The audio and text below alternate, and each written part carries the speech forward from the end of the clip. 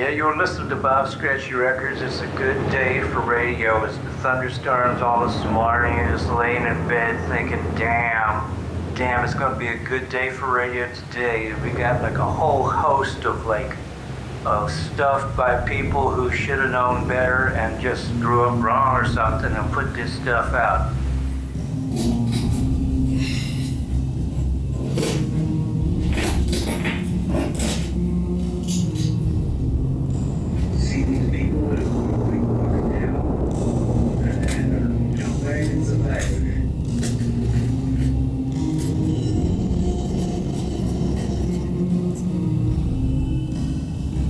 Most people had never heard of this guy.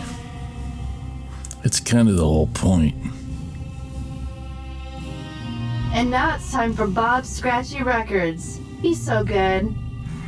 He did his radio show every Friday afternoon for years, to the handful of people who appreciated what an unrestricted broadcast talent actually sounds like.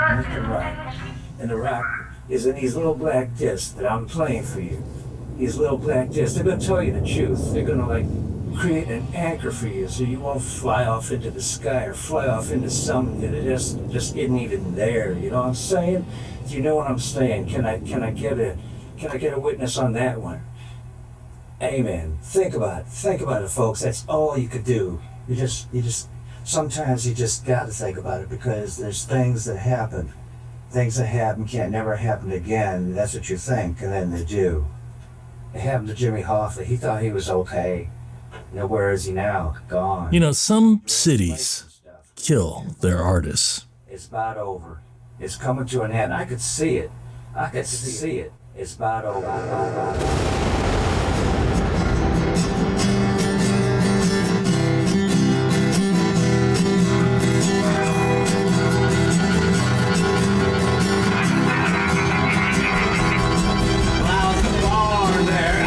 Up there, don't mean I understood it.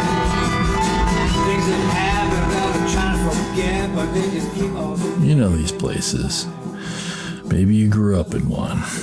It's the kind of city that got real interesting right around the time that white people left.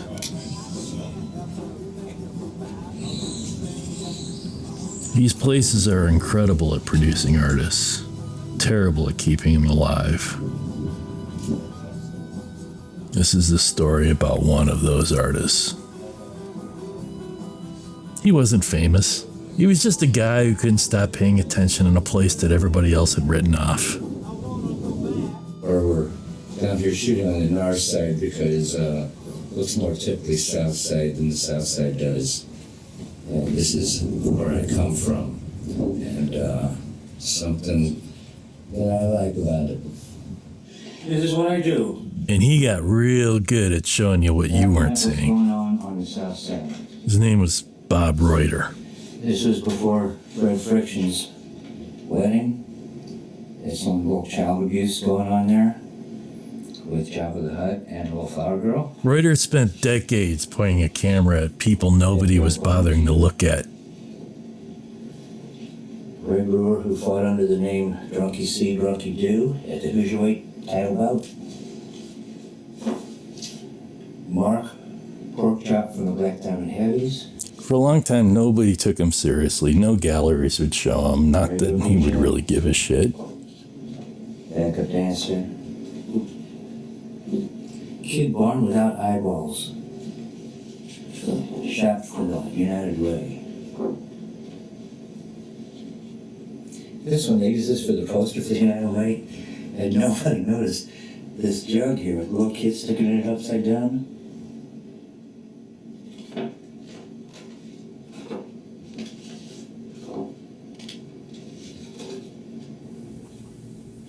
This is what an archive looks like, but nobody asked for one. Before he picked up the camera, there was music. In the late 70s, Bob formed a band called the Dinosaurs. They were St. Louis punk before punk had a name or a demographic to sell it to. See, local bands didn't make records back then. You played bars, you got drunk, you went home. The Dinosaurs put out a single, and nobody asked for that either. But some people noticed, for instance, the guys who started Uncle Tupelo, who virtually invented oak country, they were watching him, taking notes, because by the early 80s, one of their punk rock heroes started playing something that sounded a lot like country. Kind of gave them the confidence to do it too. Bob wasn't chasing anything or trying to invent a new genre of music, he was just doing his thing. Struggling to make a living, making art. Bob has a collection of record label rejection letters when they would record everything like on a reel-to-reel. And they'd send it out to like Atlantic Records, Capitol Records, like whatever, like, you know.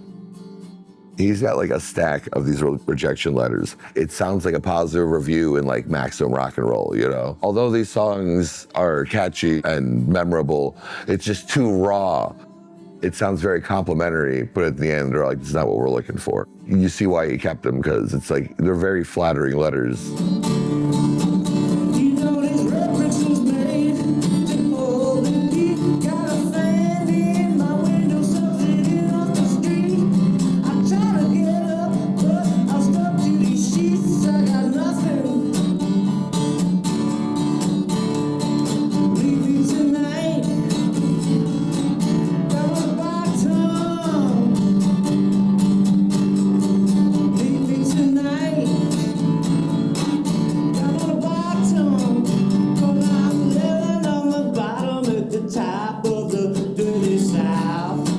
For the first half of his adult life, Bob paid the bills painting houses, fixing up the walls in the city that was falling down around him. He eventually had to quit and follow his heart and try to make his living only playing music.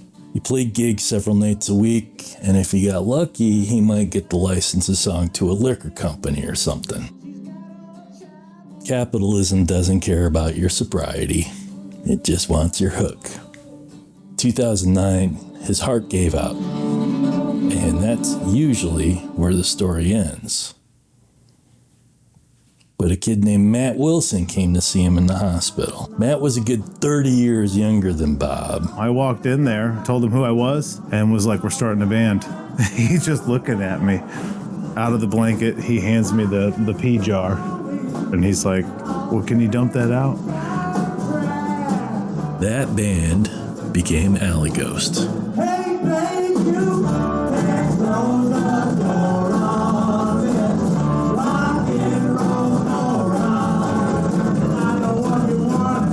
For the first time in 40 years, Bob started to feel like things might be happening for him.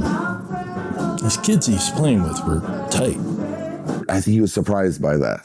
I think he was kind of shocked that there was like a new generation that was kind of like taking notice and caring about what he was doing, you know?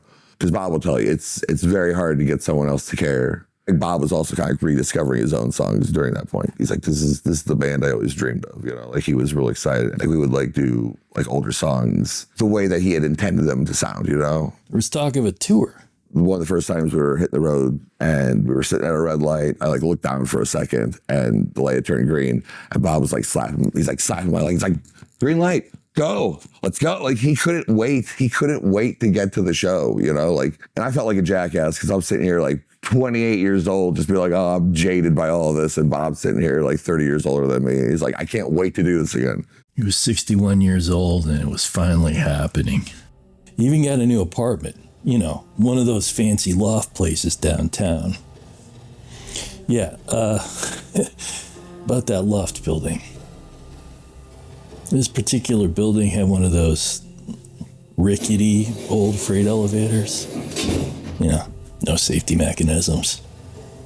I was like, I go, that doesn't look safe. And he's like, and I don't know. He very confidently stepped in. And I fell 18 feet. And yeah.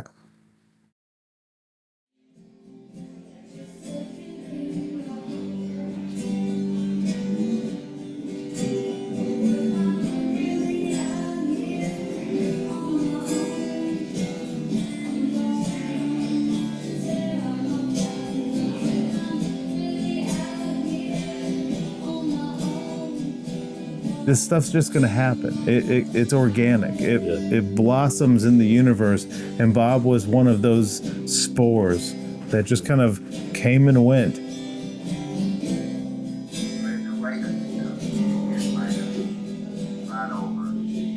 We like to think we nurture artists. We don't, really. Most of the time we ignore them until they're gone and then put their pictures in a museum. Write a paragraph about how much they meant to the community. Do a news package about their dramatically tragic death. Have a retrospective. Bob didn't need a retrospective. He needed a building with a working elevator. Bob mostly just wanted to show you what was hiding in plain sight. The people nobody was making portraits of. Recording the moments nobody thought were worth keeping. He kept them anyway.